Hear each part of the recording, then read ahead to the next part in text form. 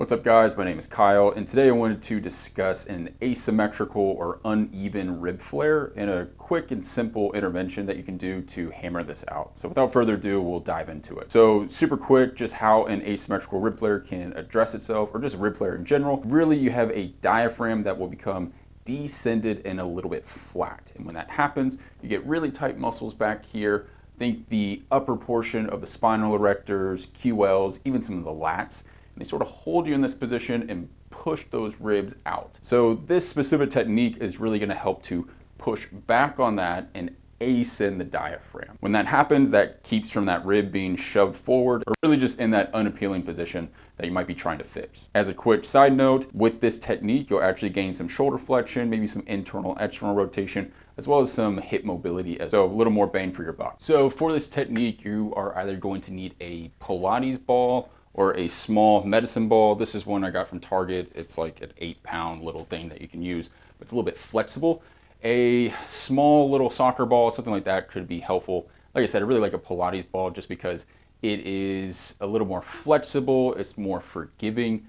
Not to mention you can deflate it or inflate it a little bit more. If the most aggressive tool we could use is either a yoga block or a foam roller. Now, you'll see what I'm gonna be talking about here in a second as to why this is more aggressive. I'll show you with both tools, and that way you kind of get a better idea of what you need. We're going to assume a rock back position. So a rock back is just bringing your knees all the way together. You'll take your bottom toward your heels, and then you're gonna come down onto your elbows, just like so. Now, this can already be beneficial for a rib flare in a lot of ways, just because you're learning how to exhale, get the ribs to come back and in, and then you're expanding this portion of the chest, which we already discussed about how that can push us forward and hold us in that extension and make those ribs flare. Now, because you have an asymmetrical rib flare, so for me, my right side likes to pop out at times. So what I can do is take this ball, place it right here at the ribs, fold over top of it, just like so. It's going to be a little uncomfortable, but that's now going to block any airflow that wants to go that direction. So I put my elbows down on the floor best I can. You might have to be up a little bit. You can also put some books underneath you, but you just fold over that. That's going to hold in place, and then you're going to exhale everything out. Feel that rib pull away from the ball. I hold for a couple seconds at the end of that exhale to let my diaphragm ascend into the rib cage, and then I silently inhale. And you'll feel, and you probably see on this camera, hopefully, maybe you have to look closely, but you should feel a nice expansion through here, and how your rib, though it pushes into the ball, it's not able to flare out the way it usually probably wants to. So I'll go again, just one more time, just so you get an idea of this. I exhale, my ribs come back and away, and then I silently inhale, and I'll get that to stretch out right behind there. Okay, that's simple.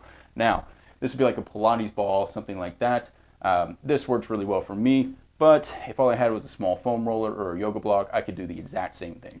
I take this guy, I put it right here, or if you want to be real aggressive because you have both ribs flaring, you could really take both of these and, arch over, but that said, it's really going to make you round. You can kind of see I kind of tent through here and use a lot of that thoracic mobility.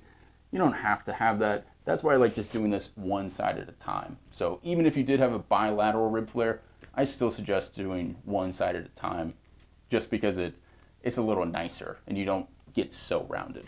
So again, I'll take this guy, I'll jam it in, elbows down, I exhale, that rib pulls away, and then I just silently inhale, exhale, and just getting that nice stretch, letting the diaphragm ascend each and every time. Now, I would probably do this for 3 rounds of 5 breaths. From there, I would do this maybe every day, every other day, just depending on if you have any soreness or weird side effects, something like that. So it can be a bit aggressive, and if you're new to this, it can give you a little extra stretch that you're not used to and get you pretty sore.